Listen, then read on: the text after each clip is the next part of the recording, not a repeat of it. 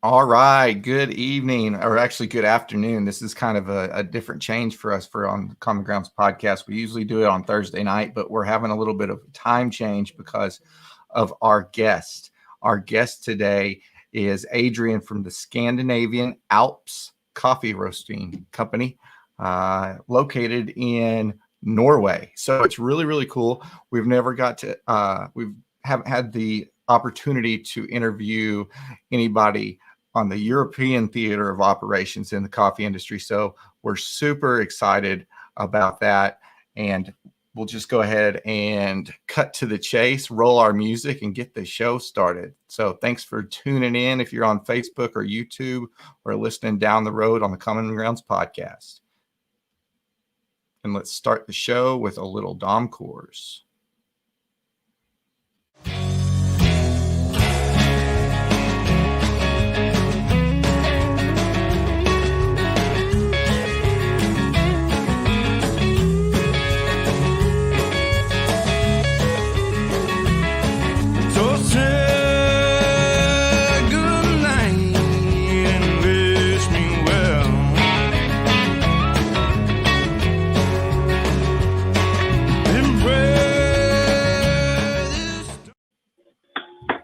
All right. Good evening, Adrian. How are you tonight? Great, thanks. How are you, Chris? Pretty good. What's the weather like over there right now in Norway? And where are you located in Norway? Tell us a little bit about it. We're located in Hemsedal, Norway. So it's pretty much have you been to Norway? No. So you got Oslo is the main city? Not yet, exactly. Oslo, and then the next city, main city on the coast is Bergen. So we're kind of straight in the middle of those two cities. So maybe 3 hours from Oslo and about, I think it's like 6 from Bergen. It's kind of like the smaller version of the Canadian Rockies.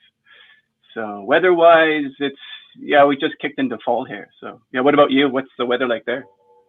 Today's cooler. It's in the upper 80s. It's maybe 86 outside. There's part of a cold front coming our way, so it's been kind of rainy and weird. But half the states in the 60s and half the states still in summer down here in our part. So it's interesting. Okay, 80s. What's that in Celsius? Everyone works in Celsius, so I don't know what's Fahrenheit. Yeah. That's like 20, 25. Hold on, I'll tell you. That sounds pretty warm. Let's see, we're 86, 30 degrees Celsius. Yeah. Oh, so it's hot. Jeez. Yeah, it's a nice day. It's actually cooler than it's been, so it's not that bad, but it's not too hot for coffee. I actually just made a really nice Nicaraguan, and that's what we're really here to talk about. So, how we usually start the show. I know you've listened. You're my number one fan in Norway, so congratulations. You hold that title, and I appreciate you listening to the podcast and taking the time out of your evening to come on. But tell everybody a little bit about where you're from, how you got into coffee roasting. Where I'm from, I'm Canadian by trade. Grew up in Toronto, Canada, for downtown. So I was, like I said, I was a city guy. My parents are actually expats, so they're English. So I'm kind of half Canadian, half British, I guess, which has been good because I've got a British passport, which was good actually up till maybe this year, and then who knows. But it was pretty handy if I want to live in the EU, so which I am doing now.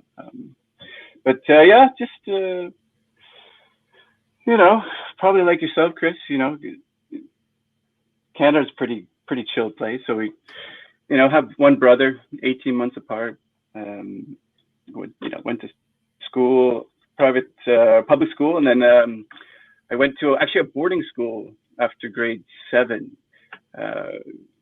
Just because my brother and I have dyslexia, so we have a bit of some learning disability. So I think my parents thought it was better to go to a school somewhere where it has smaller groups, smaller class sizes. Yeah, no, for sure.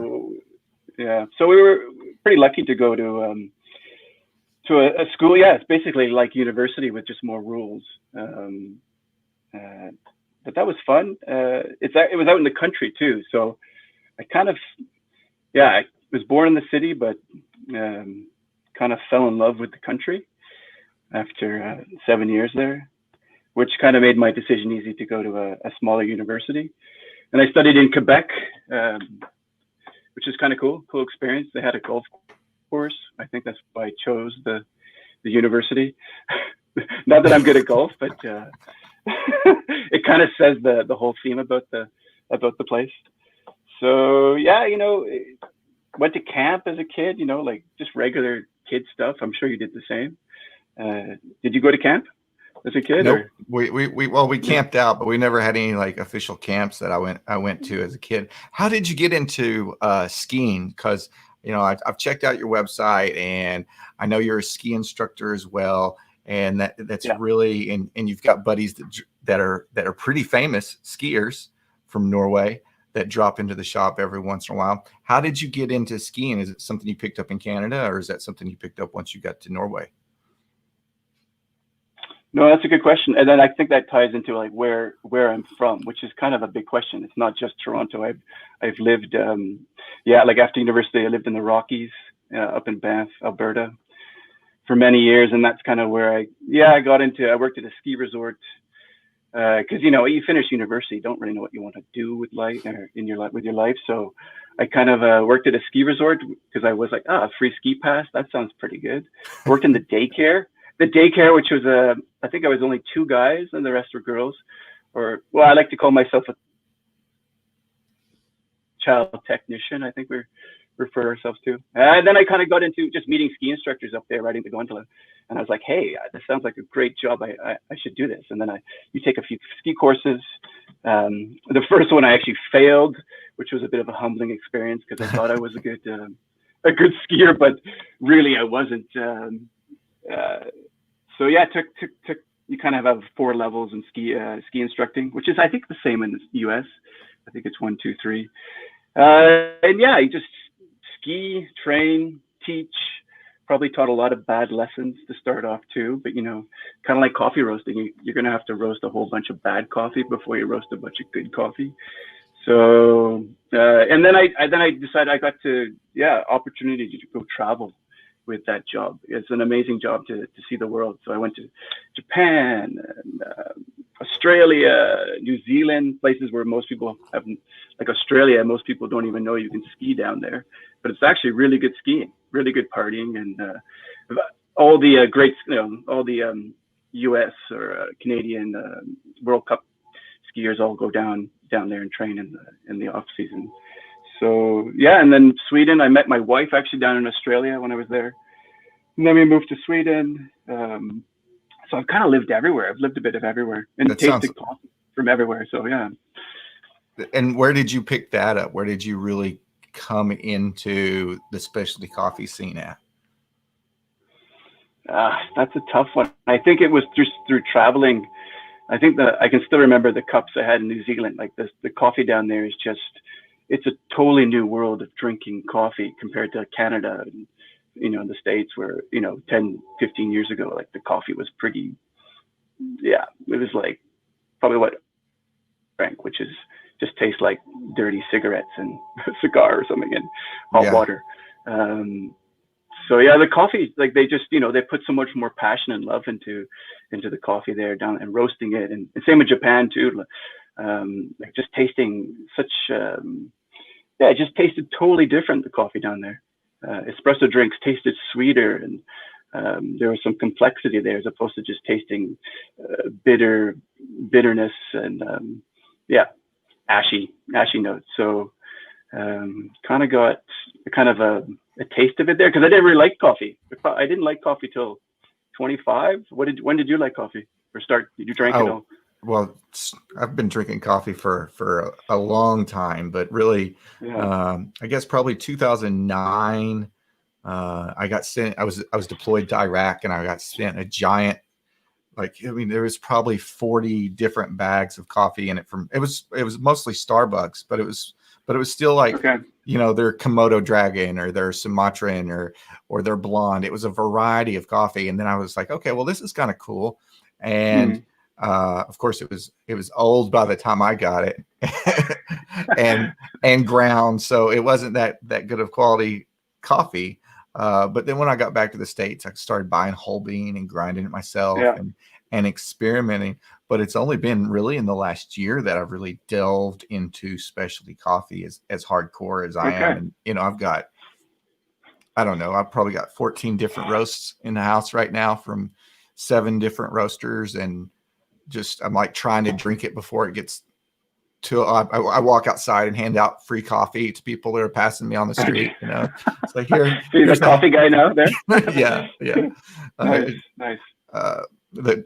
My postman actually tries to catch me off guard every once in a while. He's like, "Hey, there's coffee in the mailbox." I'm like, "Yeah, you want a bag?" And I'll hand him off a bag. But it's a fun experience. Nice. There's so much to learn about coffee, and there's so many different flavors and experiences that you can get in a cup just by brewing it differently. And that's what I think is the fun part. And so you fell in love with coffee, fell in love with good coffee. And how did you translate? Did you just one day wake up and be like, I'm going to be a roaster? Yeah, no, I think it came down. It's hard to say. I think I liked, I didn't really know much about specialty coffee. I just knew I liked coffee from those countries except Canada. So when I came back to Canada, it just tasted awful again.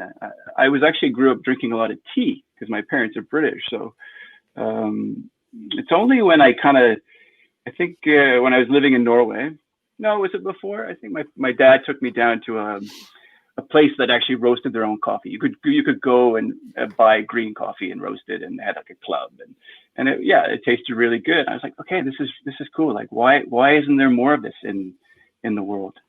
And it was fairly new in Toronto at the time too. And then I moved to Europe. So, the Kiwis and the Australians have kind of branched out into London.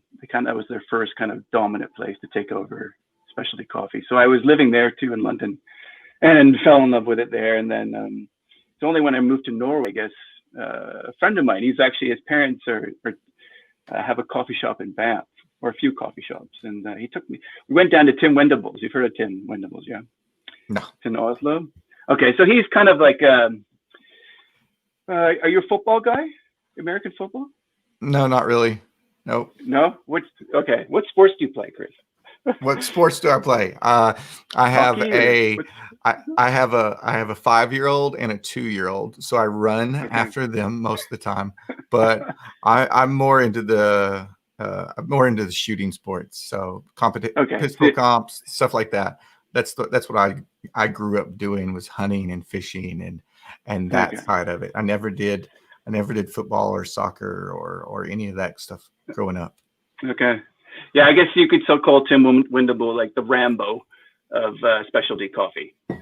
Or, he's one of those guys that you'll run into him. He's kind of one of the leaders of pushing modern coffee to the world. So he's in Oslo, and there's a whole bunch of other roasters there. Like Oslo is kind of the mini center of modern coffee, if you will. So yeah, definitely check out some of the roasters there. Like there's Fuglin, and I think they're Japanese too.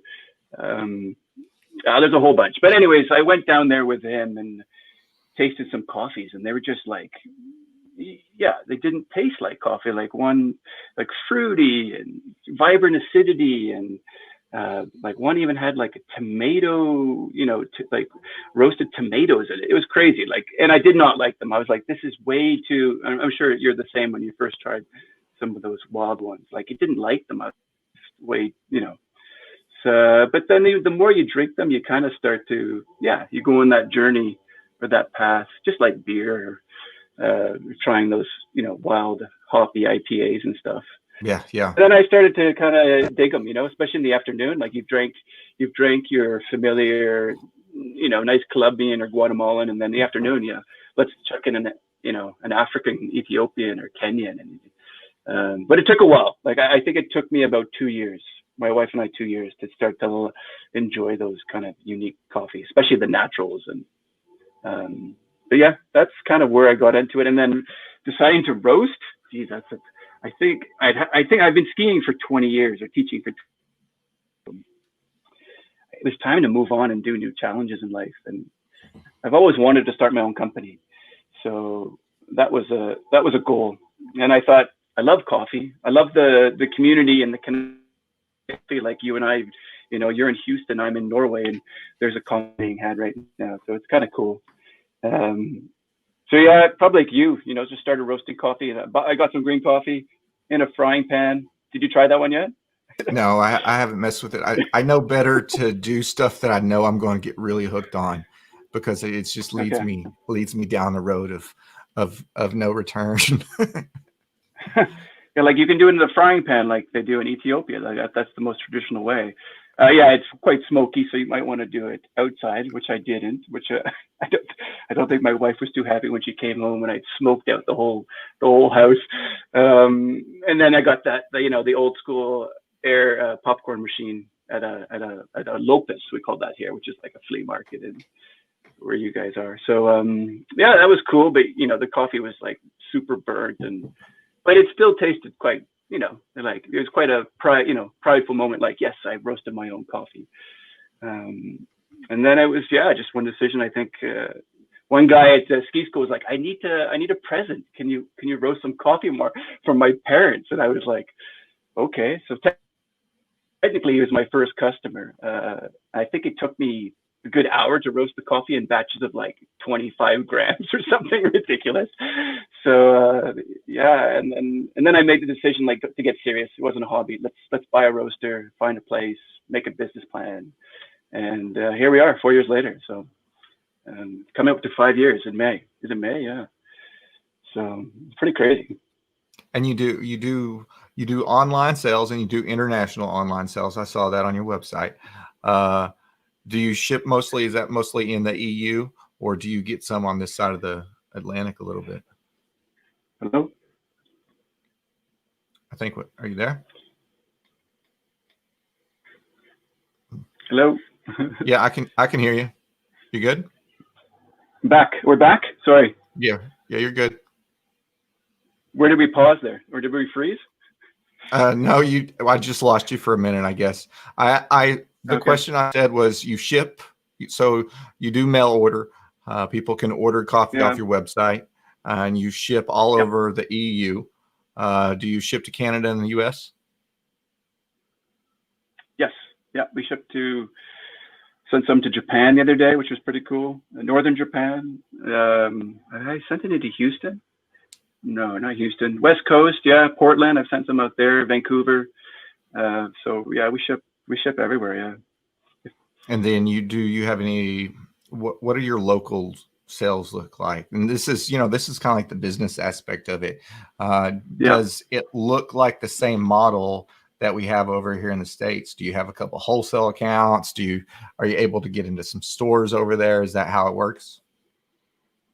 I think, business is business. As a bootstrapping roastery, on a bootstrapping budget, and I'm sure we all know, like, you're just trying to find customers. But I think it's not, don't find customers for your product, but find products for your customers. You know what I mean? Like, if it took me, I bought a roaster that wasn't like a big commercial one, just because I wanted to roast a lot of coffee. And it's the same with getting better at skiing or anything, right? Like shooting, you need to shoot a lot or ski a lot and roast a lot of coffee to get good. So it took me like 2 years before I was actually like happy with the quality of the product. And yeah, we had a few wholesale accounts, like our local hairdressers. They drink quite a bit of coffee, so they supported me. And some of the local cafes came on. And then eventually I got like the grocery store in town here, which was, that was quite a big account, because it's actually, I think it's one of the biggest grocery stores in all of Norway. So it was one of the busiest. So that was good. And then web orders kind of started floating in. It's not just going to happen all at once. You kind of have to work at it in terms of making the website look presentable, and marketing, and good customer service. You know, when a customer comes in, it's like you're getting married to them, or at least I think I want to get married to them, in terms of, you know, like let's have a conversation, and it's not just about selling something. It's about, you know, making sure they're happy and that you're adding value there. So, so that, yeah, I guess the web sales, wholesale, and then some farmers markets and stuff we're starting to get into now, but I just don't have time. I've got a 4-year-old and a 2-year-old. So how old are your kids? 5 and 3. So yeah. Okay, so we're in the same. We're in the same pain right now. Yeah. So, I'm just waiting for one of them to come busting in here, because mom's on a conference call downstairs in her office, and the other one's playing a xylophone in the playroom. Yeah.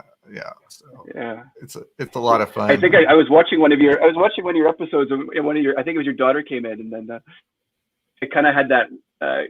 Did you remember seeing that BBC interview with the guy, and he's talking, and then I think his wife comes in, his kids are like rushing around, and I had that kind of deja vu. So, but you know, that's normal now.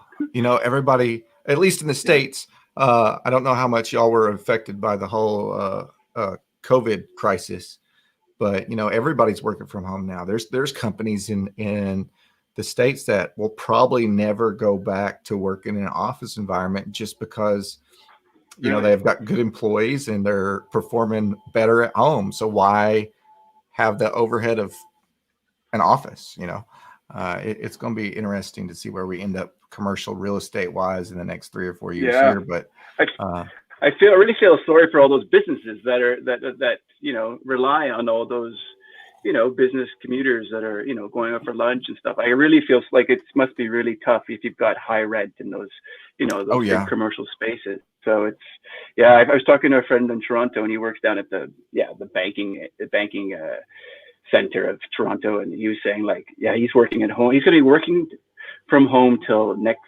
2021 May, I think he said. So it's not good. It's not good. But to answer your question, like, I think COVID's, like, we're a small town, so it's a big tourist town, it's a big ski town. So it's hard in terms of, they had to shut early. Like all ski resorts all over the world had to close early. So and then, you know, it was right at spring break or Easter holiday. So that was that's a big revenue a couple of weeks for all businesses in town. So it was quite hard. Especially if you're a restaurant, right? Because that's your only, you know. But I think it's been a busy summer here in Norway. So especially up here, and so a lot of people are staying in Norway. So those businesses have come back with good sales over the last couple of months. So what about you guys? Is it hit hard there? It's been weird. You know, Houston had a lot of cases. But not like an astronomical amount of deaths, thankfully. I think our county, you know, we're almost 1 million in population in the county, and there 600 or 700 deaths, I think, at the most out of it. But everything's been on lockdown, and there's, you know, businesses have just went under and lost everything because they weren't opened. And then we opened back up a little while, and they shut everything back down, and it's just been a lot of the restaurant industry. You know, a lot of the bars and stuff had to adapt because they're like, okay, restaurants can be open, but bars can't. And so now you've got all these bars and these food truck parks and everything, like, hustling to get their license to sell alcohol fixed to where they sell alcohol and food. And so there's just a lot of people being creative on how to make ends meet and how to keep their businesses alive through all of this. You know, we had a couple roasters. A couple roasters of mine. You know, they were small enough to where they were fixing to open a cafe. Like, they were going to open up a cafe April 1st, and they're like, "Whoa, let's not open yet." So they didn't have to hire anybody. They didn't have the overhead of trying to operate in a reduced, you know, income environment. So it's been weird. Web sales have been up. You know, that's good for that side of the house. Yeah, ours went up 600%. 600% in May. Awesome. I was like, it was blown away. So that was, there's some support there, because people are just staying at home. So I guess people are shopping more online. But did you have good sales for the summer? Yeah, I had good sales up until August when it started, or up until August, July and August when it got really, really hot, and a lot of stuff kind of started opening back up, and then it dipped a little bit. But we're on track right now to have the best month yet in September. So nice. As it cools off, I hope to see that help out. Let me go ahead. I've got a couple more questions that are coffee specific. I wanted to ask you about where you're at. So we know how the coffee chain works in the States. Where are you able to get green coffee at where you're at? Is there an importer there in Oslo that you work with? Yeah, we're really lucky to have some of the best green importing businesses around the world in Oslo. So they have Nordic Approach, which is a big one. I think a lot of the U.S. specialty roasters use them. And there's Collaborative Coffee Sources, which we've used the last couple of years, and they get some amazing coffees. Like, they just blow you away. I started using Cafe Imports too, which they're pretty international, I think. And they do they have great service and a great selection of coffees. And then I think that was at the beginning. It was, no one was really sending me emails like, hey, we want to do business with you. But now, after a couple of years, when people start to hear your name, I'm getting like farmers emailing me and small importing companies. And so we're pretty lucky here in Europe because, it's got some big ports too in terms of coffee coming into Germany and Holland and the UK. So we've got a really good selection of coffee. So we're pretty spoiled in that regards. Yeah. Now, I was having a discussion with one of my roasters the other day. Do you go pick up your coffee, or do you have it delivered to your shop at this point? That's a great question. Yeah, I think when first 2 years, I used to drive down to Oslo, and it's a 3.5 hour drive. Drive there, go cup with the importing company. So they put on a cupping, which is really cool because it's always, I think, starting out, it's really good to taste a lot of coffee, just to find out what you like and what you think your customers are going to like. So I used to drive down, pick up, 6-7 bags, whatever I can fit in the car, in the Volvo, and then literally drive back. So it was like, it was a full day with some tasting and maybe a bit of food in there. So for lunch. But now that's one of the downfalls, I think, or it's one of the tough parts of the business. Being so far out in the mountains is shipping is getting very expensive, sending and receiving. So, but if you order like a full pallet of coffee, it ends up being reasonable shipping. If you're ordering less than 6 bags, the shipping, it adds up quick. Yeah, very quick. We do a bit of both. I mean, I might, if there's a cupping or there what used to be a coffee event before COVID, I would drive down and try and meet some other roasters and just learn. I think that's key too for people starting out. Is you've got to get out there and meet other roasters that have been doing it longer than you. So that's what I would try and do. I'd make it a learning experience and also a tasting experience, and also pick up some great green coffees that that were on. What would you say? Describe, like, I always see in different coffee groups, especially if there's a lot of international people in the coffee groups, they talk about Nordic roasted coffee. So tell me a little bit about Nordic roasted coffee, and is that even? Is it more of a marketing term, or is it an actual technique? That's a great question, and it's a big answer. I think I'll try and keep it simple, but I think the Nordic, if Scandinavian countries tend to like more acidic foods, so their breads and everything's pickled because Vikings, to store stuff over winters, they had to pickle it, or some sort of acidity to keep the breads not from everything staling. So they're kind of, the palate they're used to is a more acidic things. So that coffee is no different. where did it come from? Or it is a Nordic thing though, for sure. Like if you look at all these, like Tim Wendable, like I said, I mentioned, who's all these roasters who started off, Kaffa is another big roastery. They all started roasting later. The quality of the coffee got so much better. So they wanted a clean, looking for sweetness, cleanness, a vibrant, bright acidities. And, they didn't want those. Is your daughter there? Yeah. She keeps on. She's popping. Nice. She's got some packing bubbles that she's popping in the other room, and she keeps on telling me that she's popping bubbles. So. Okay, but it's definitely a trend that started here, because if you talk to any roasters who are doing lighter roast coffees, I'm sure they've done some sort of research on the Nordic countries doing this, and it kind of all started here. Some of it good, some of it bad. Like I think the first, from what I heard, I didn't drink it really back then, but it was a lot of underdeveloped coffee.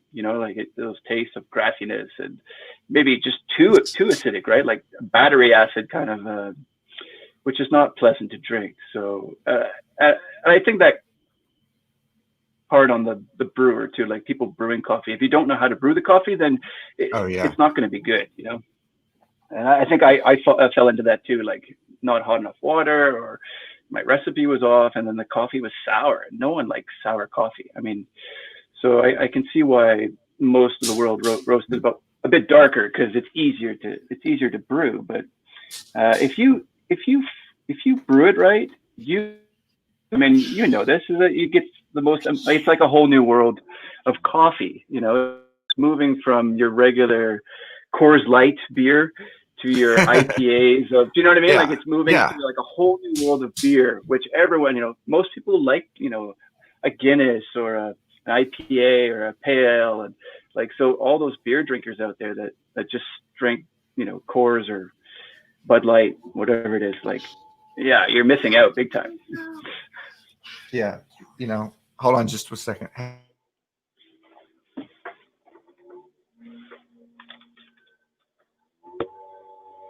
She comes in with this whole roll of bubble wrap, and she wants to pop them in here. I'm like, no, I'm recording. No, I want to say hi. I told you I was a child technician. Yeah, well, she's technically all she has on is bubble wrap at this point. She's wrapped in some bubble wrap. Her clothes have disappeared at some point, so we're going to keep her off camera for right now. Get her on. It could be a commercial break or something. Yeah.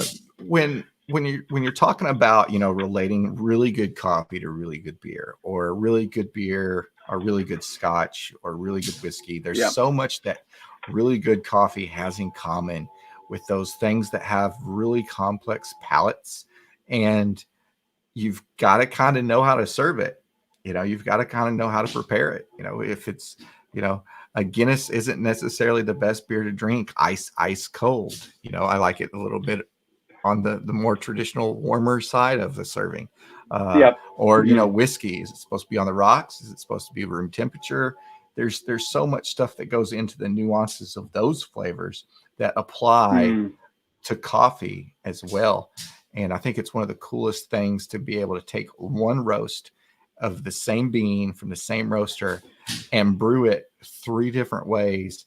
And you get the underlying notes kind of the same, but maybe that Chemex pulls out like a sweetness, or maybe there's just a richness that you get out of a Kalita wave that you don't get from a V60, or doing a French press. There's way more oils involved in that, and then you get that aspect of those flavor tones. It's more chewy. There's a bigger body to it, and I think that's one of the coolest parts about coffee, is that you could do so much with some brown beans, man. Yeah, and I totally agree. Like most people think the magic is in the machine. Like you buy the most expensive machine, you're going to have the most amazing coffee. But we all know that it's about the ingredients. So if you buy great fresh roasted coffee, and if you go to anywhere, like even if you went to Italy in relation to food, like, or anywhere where they've cooked something so humble in such a like simple way, but it tastes amazing, right? But it's the produce, like Italy, like the food is amazing there, but it's not just because their frying pans are better. It's because they have the freshest tomatoes and they've made the pasta, and so it's no different with coffee. Like you could have some crappy old French press mocha pot that's and if you have fresh coffee, it's going to taste amazing. It'll taste 10 times better than stale coffee with a big fancy machine. So it's, yeah. Do you find that's an interesting question or interesting point that you made?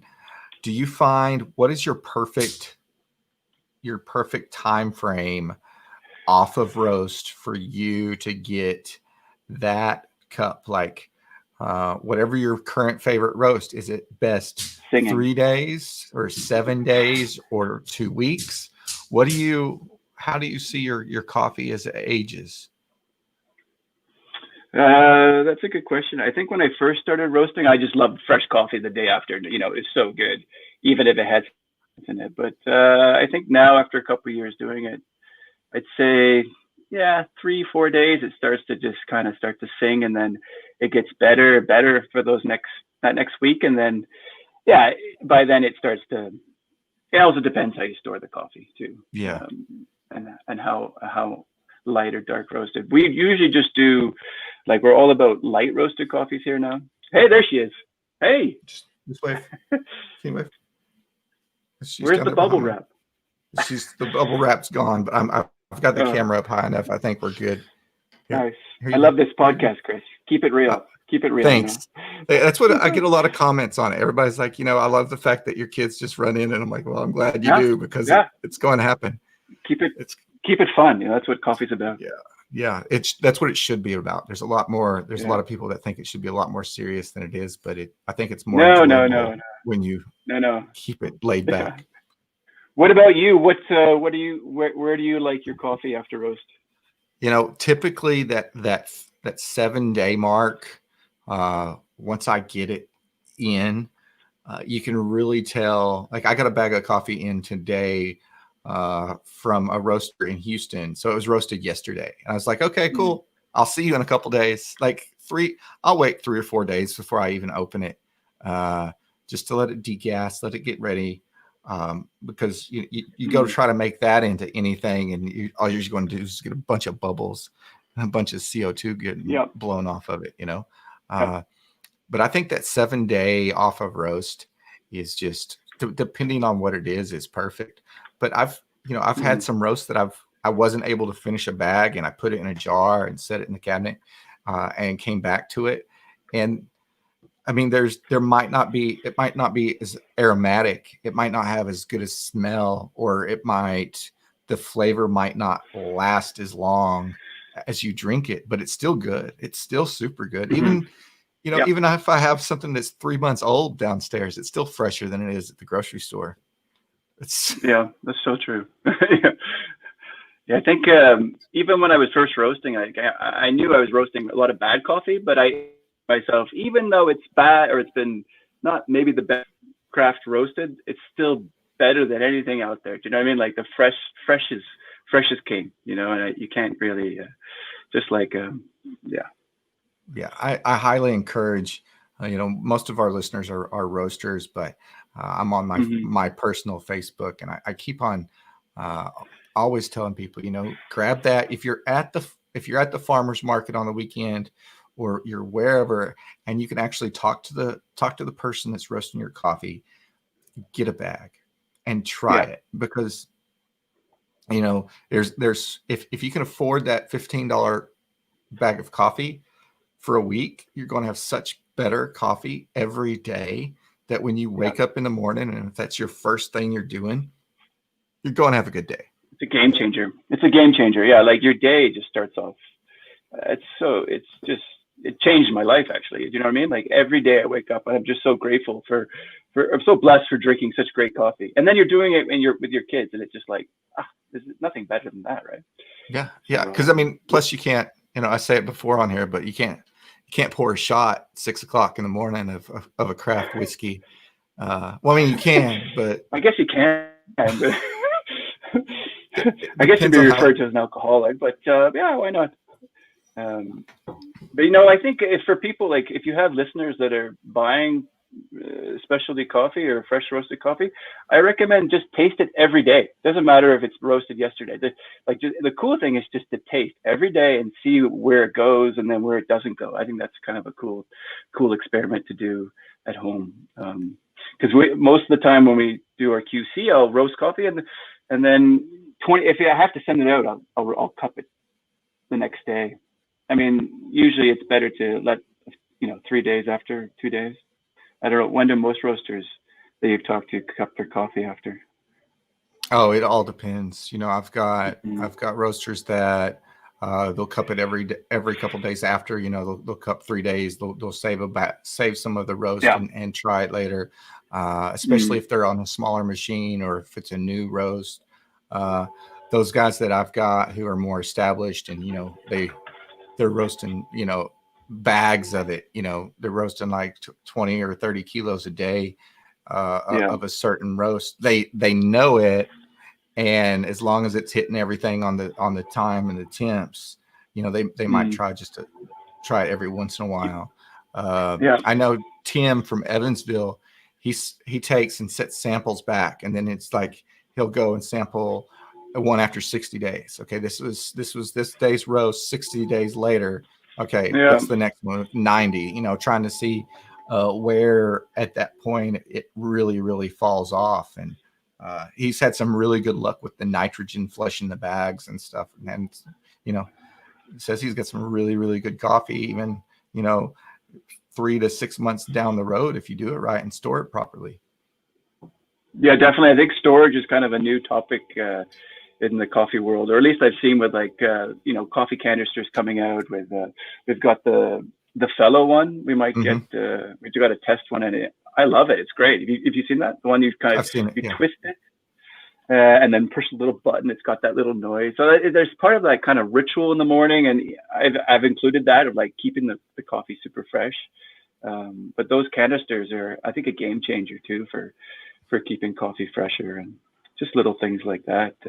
Out of light and not filling up your bean hopper the whole way, right? Just because. Oh yeah, just dosing it. I'm really looking forward. I want that new fellow Ode grinder. Yeah, expensive, but it looks very cool. Very cool, and because that's what we do. I grind, 30 grams a time. I grind 40 grams at a time. 20, I might do 20 for something. If I'm just making one little cup, I'll do a 20-gram dose and grind that and just brew that up. But everything gets put in a jar and put away in the cupboard after I open it. Or if it's in a bag, it just stays sealed in a bag. Those are just props behind me. These are just, hold on. I'm going to relay your daughter to play with. Yeah, no, there's just pinto beans. Oh, nice. You need to put what your daughter's playing with. You could just put the leftover in there. Yeah. Well, we're good. The bubble tape. The bubble wrap. Yeah, she's going to start. The bubble wrap. Just put that in there. Yeah. But what about Chris? Talk to me. What's your brew method of choice? How do you brew your coffee in the morning? In the morning, I'll do a clever dripper for myself, and I do an AeroPress with a Prismo attachment. For the wife. So the wife likes an Americano basically in the morning. So I'll do an Americano for her, and I'll get everything going in my clever and just let it brew for 4 minutes and pop it on my top. If I remember about it, I'll hit 4 minutes and put it on my mug. But I love that little thing. You can get really, really good coffee with very little effort out of a clever dripper. And it just was a game changer for the morning instead of sitting there and trying to do it. It's like, okay, I've got 700 things going on, but let me do 6 with the 5-year-old and the 3-year-old coming at you. Yeah. So I usually do a pour over in the afternoon of some sort. I rotate it out. I've got a bunch of different pour overs. I'm a junkie when it comes to little gizmos and stuff. So I'm always like trying to buy the next little pour over to see how it does and see what it looks like on Instagram and everything. It's a lot of fun. It's a lot of fun to get into. What about you? What's your favorite method of brewing? That's a good question. I think it would be V60 is I think the ultimate. Like if you want to extract coffee to its that for filter coffee. That's lovely. I got an espresso machine, a Rocket, 2 years ago, last year, and that's great if you want, a nice flat white in the morning. It's quite nice, but these days I don't have much time. Maybe when I roll, come home, I can turn on the machine and try and make one without my kids running at me. I guess, yeah, V60, AeroPress, Chemex. I kind of fell in love with the Chemex again. So yeah, it's hard to say. They're all lovely ways to brew coffee. She back again? Yes. More bubble tape? No, let's just start bubbling it. I want to hear. She comes in and she goes, "I love you." She's whispering, "I love you." You're like, "I love you." You say, "But make me a coffee." Can she make coffee? She will. She'll learn. She's really good at pancakes at this point. They make pancakes with me all the time, and Rice Krispie treats. Yes, ma'am. You need help? I'll be right back. I'll be entertain everybody on the show. Okay. Mom, is it? I'll have to edit that little breakout, but that's okay. Yeah. when you are cupping, let's say you get a new roast in, okay, you get some new green in, and you're profiling that out. Do you ever say, okay, I'm going to develop this green specifically to do a pour over, or do you just develop the roast and then see what happens later? Do I roast it for the brew method, you mean? Yeah. Do you ever do that? Do you ever I'm just going to make the ultimate V60 roast? Well, most of our coffees are filtered. I mean, most Norwegians drink filter coffee, so okay. Most people don't have an espresso machine just because they're really expensive, and if the magic's in the grinder anyways. If you want a good espresso, you have to step up and buy a good expensive grinder. So yeah, most people go out for their espresso drinks. So filter coffee is kind of the big one. So yeah, I think 90% of what we do is filter coffee. So I already know I'm gonna roast for a filter profile. I guess the goal is to bring out what's there. Like it's kind of what probably in Texas, if you've got good beef, you don't need to do too much of it on the barbecue. Just slap its ass and send it out. So yeah, same when I'm profiling. I kind of have a few profiles that you kind of start with. You're looking for some temperatures to hit. We kind of do fast roasting, light and bright is kind of like you said, the Nordic style. You want a vibrant cup, nice acidity, but not too much, right? It should be some sweetness to balance out. Just like if you're making it, like I'm really big into cooking. So, just like if you're making a sauce, peppercorn sauce for that steak, you want it to have balance too. So, yeah, just trying to, also the origin plays a big part, right? So if it's a Central American coffee and, the importers said the tasting notes are this, I'm trying to search for those because they've been cupping it since it was a pre-shipment sample or even been to origin to the farm. So trying to bring out what's in there, which is tough, right? Like, cause you're searching for it. I guess a lot of the ways I compare roasting is to skiing. You're trying to find some balance on your skis, all the way down the mountain. So it's a dynamic way of. It's a dynamic sport, and roasting is no different. Like it's going to change the coffee for not day to day, but maybe week to week, depending how you store it. But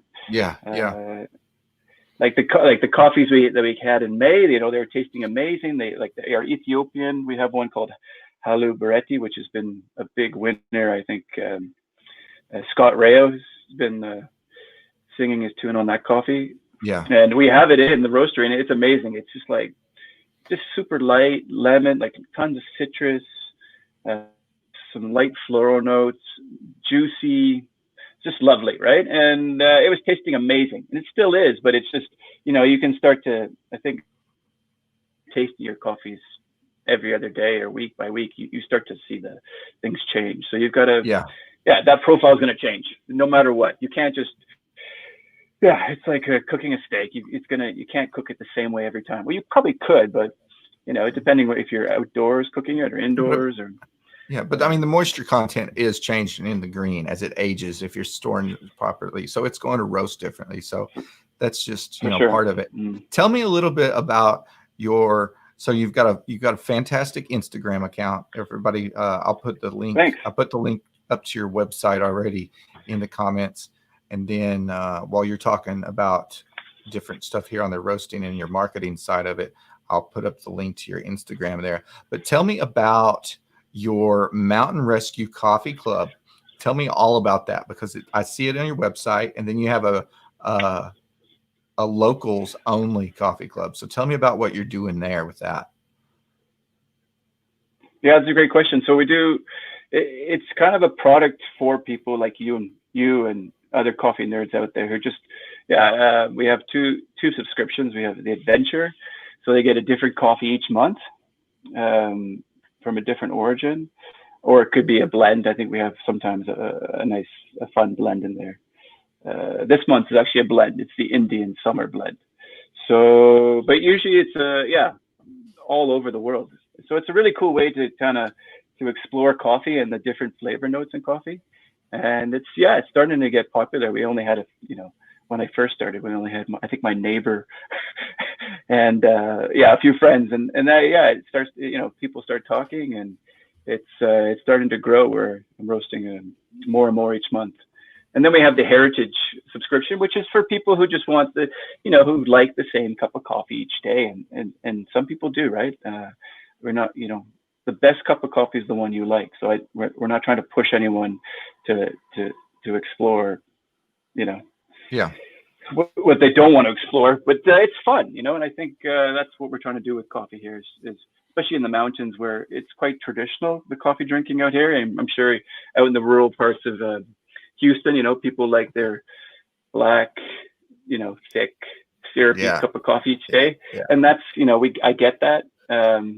But, coffee doesn't have to be that way. So we do that. And then the locals only is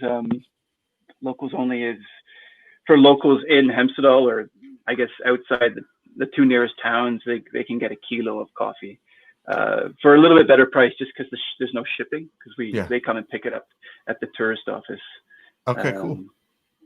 So those are they're really cool. And do you guys do that with your online shop? Do you have some sort of service like that?